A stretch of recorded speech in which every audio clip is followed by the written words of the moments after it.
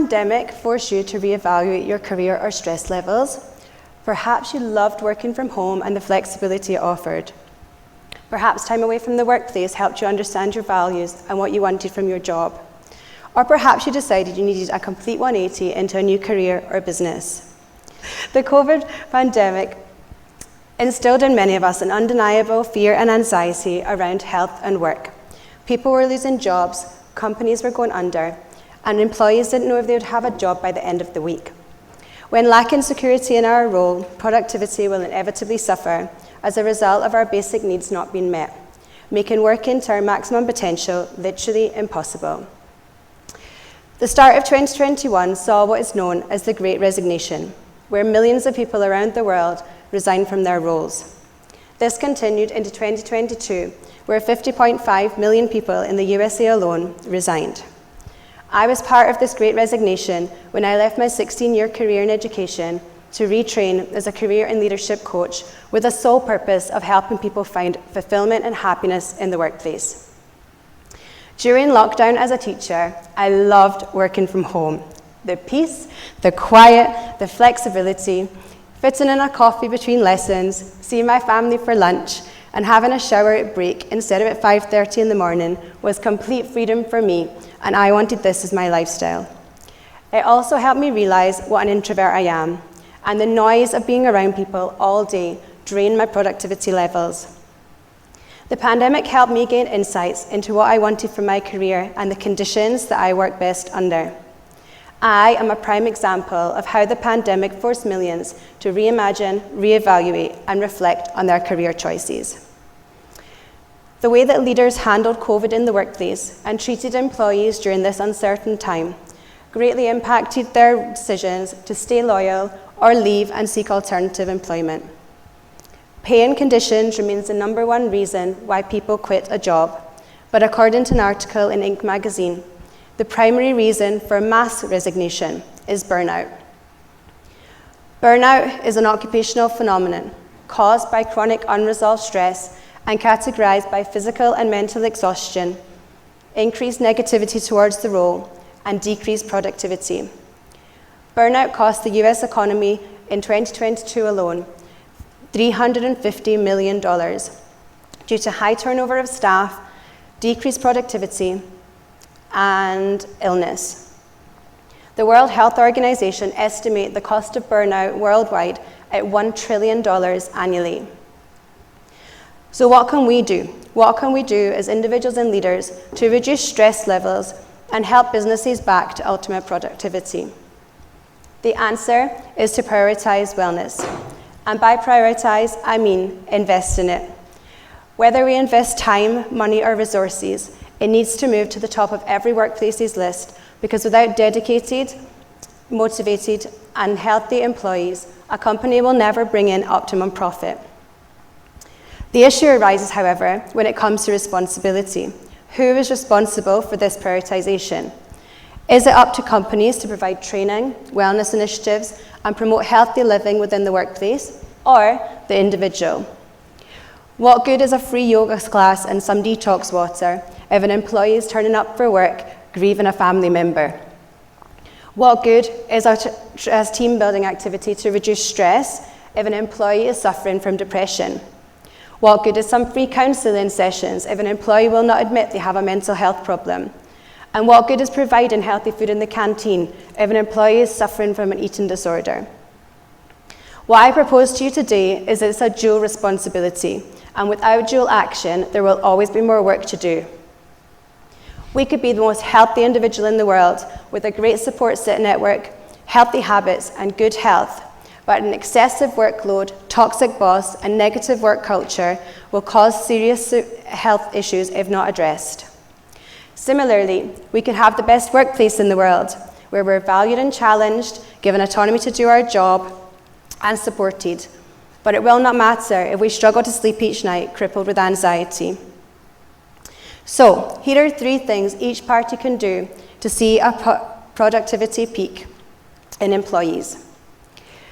Companies and leaders need to embed a clear well-being strategy into their ethos, integrate wellness initiatives to promote good physical and mental health, and create a caring culture based on strong relationships, empathy, and effective leadership. This strategy should be lived and breathed by everyone in the company and should be preventative rather than reactive. It should start as soon as an employee joins a company and finishes when they leave. It should include things such as a manageable workload, clearly defined job descriptions, fair pay, and opportunities for personal growth. The culture should be transparent and supportive with a clear vision and open communication. Additional perks such as gym memberships, training, wellness initiatives, and healthy food in the canteen all embed the ethos that wellness is integrated throughout the very veins of the company. Offering counselling funded through work or by work, coaching and mentoring programs, or training around how to deal with stress, anxiety, and change also creates an atmosphere with a focus on the importance of good health. Relationships literally make or break companies.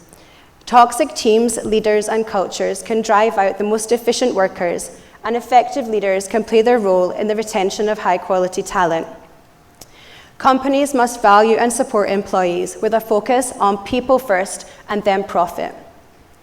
On the other hand, as individuals, we need to create a lifestyle for success, be aware of our own mental health, and create strong boundaries at work and at home. We need to ensure our basic physiological needs are being met: sleep, hydration, diet, and stress management. Going to work tired, hungry, or angry is a surefire way to work at a lower level than our potential. Mental health can impact our work more so than physical health, but it can at times go unnoticed if masked well. We have an individual responsibility to seek help and not let it affect our performance at work. Feeling unsafe in body or mind is second on Maslow's hierarchy of needs, showing that little to no effective work can take place while in this state. Boundaries are also important for relationships in burnout because we need to put limits on our time, energy, and effort. Creating boundaries such as not answering calls after a certain time or not responding to emails all help with work-life balance and help make us feel more in control. If we're being pulled in too many directions through our family life or our hobbies, this also needs to be addressed. The key is to focus on what makes us feel good with zero internal conflict. Wellbeing is not a tick box activity. It's not putting a wellbeing week on the calendar and moving all the meetings to the following week. It's not showing appreciation through donuts and coffee, and it's not a generic wellbeing survey. It also will never work if leaders allow others to engage in a toxic or negative culture. Wellbeing is caring, valuing, and appreciating all employees with a focus on their goals and supporting their progress. So, for the leaders among us, we get out what we put in. We cannot expect a high return on investment if we're not investing in the health, happiness, and morale of our employees. We need to nurture relationships and ensure our employees feel safe, valued, and healthy. For the employees among us, we cannot expect to excel in our role if we're not taking steps to look after our health. We will lack focus, make mistakes, and work at a lower level of our productivity. Sleep more, eat a healthy diet, and cut down on harmful habits. We must also nurture relationships at work and home and create strong boundaries to help us feeling safe and confident. Employees will often sacrifice better pay and conditions if they're supported, have a great team to work with, and are given autonomy to do their role. It's normal for us all at times to turn up for work feeling tired, stressed, angry, or frustrated, but instead of blaming work, we have a responsibility to find a way to feel happier within ourselves. It's this dual responsibility between employer and employee which will ensure that companies retain the best staff, promote a positive reputation, recruit the best employees, and ultimately produce more profit through maximum productivity. People are the vehicles that drive the profit, but well-being is the fuel that starts the engine. The sooner that companies realize this and start investing in high-quality fuel, the sooner that burnout will stop being a leading cause of mass resignation. So as I come to the end of this talk, I would like to reiterate that prioritising people is essential for a successful and sustainable workplace. It's time to embrace a brighter future. We will prioritise well-being both at work and at home, and where taking care of our health becomes synonymous with taking care of business. So whether we're an employee, a leader, or both, we have a dual responsibility to take care of ourselves and others, and this is the workplace reimagined in a post-pandemic world.